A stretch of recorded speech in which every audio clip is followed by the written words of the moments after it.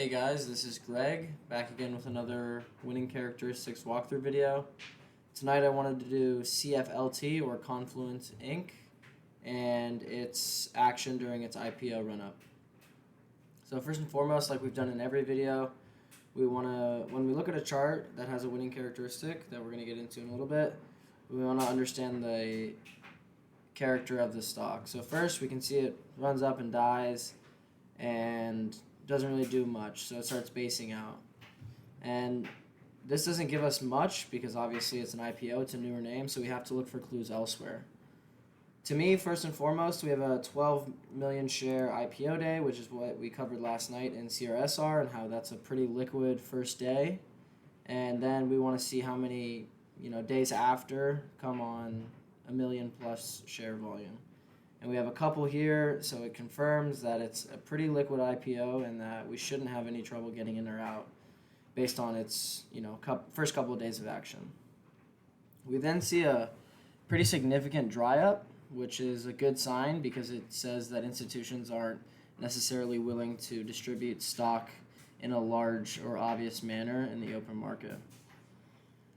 So moving on from that, we see a tightening up or a dry up on the lows. And so usually, based on IPO study, when things get this tight, we're going to see some directional movement one way or the other in a short amount of time.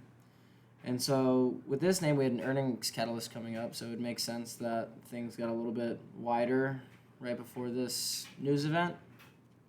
But what was key, on this day was first and foremost the highest volume since IPO day with an earnings catalyst. That's an immediate winning characteristic and an obvious one that we look for in winning charts. To follow it up, just based on volume, we have follow-through volume, which was actually greater than the earnings day and then registers the new highest volume since IPO day characteristic. Then a third session of buying comes in. So, we're already off to the races. Something has changed on this earnings day where institutions have seen what they need to see and start to accumulate stock. Also, if we look at the RS line, it kind of followed the character of the price, obviously, but on this earnings catalyst day, we see a huge uptick in slope, which shows us that this move is for real compared to the overall market. We're also going to see here on this earnings day that the low was 40.26, which we see a round number hold on earnings, again telling us that institutions are tightly holding this name and saying it's not going to go much lower. Now, how can we use this winning characteristic to get into a name?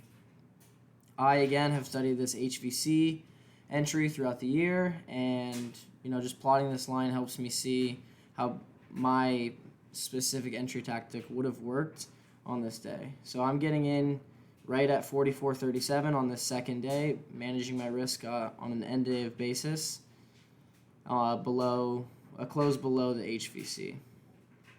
So this would have worked right from the onset, day one, and we get some follow through all the way up to prior highs of the structure. And something that makes sense, obviously, is that an IPO is going to go through this little turbulence zone at prior highs, and this is what we get on CFLT, which makes sense, nothing crazy. But the turbulence zone is pretty well handled. We hold 50 this entire time, and the action itself says that higher prices could be in order if the market wants to cooperate.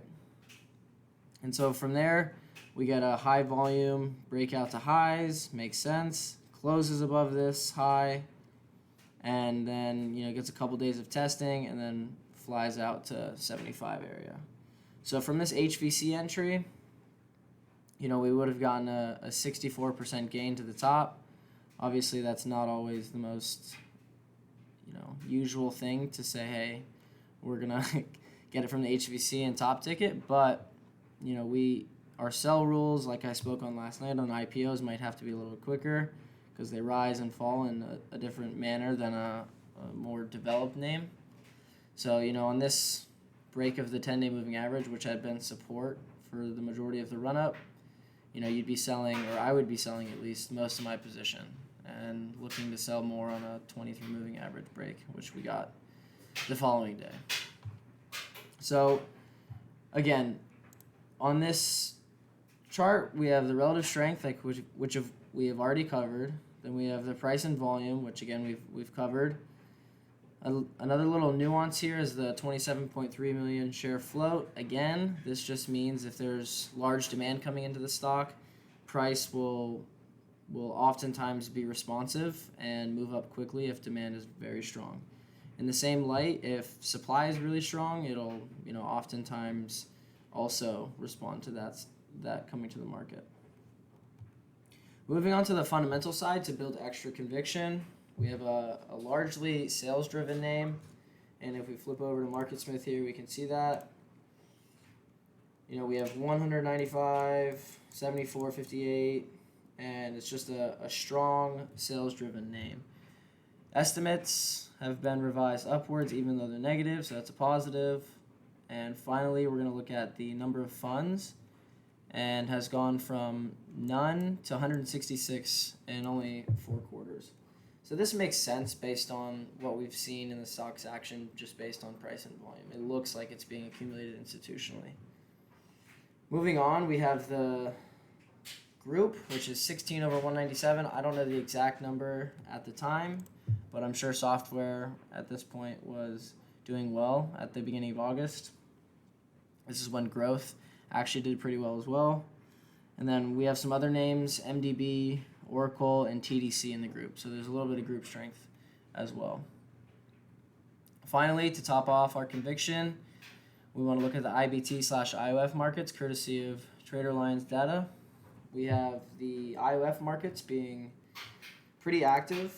We have an $8 million premium, or total bullish premium, which is pretty liquid. And we can see that over here when we got a little rally, we had some large IOF come into the name, representing 10% of the volume. And then we had more IOF come into the name as it ran up. So this makes sense. Again, it's just adding to our conviction and confirming what we've seen on the charts already. Okay, cool. Well, I think that'll wrap up this winning characteristic study on CFLT. It was pretty quick, but again, these concepts are repeated on charts, as many as you can count. So it's just looking for these characteristics and then letting all of these points add to conviction where we can position a name where risk is managed and hopefully catch, a sizable gain. So this will wrap it up. If you guys have any recommendations on stocks I should do next, or just overall video recommendations, please do not hesitate to let me know. And I'll see you guys in the next video. Thanks.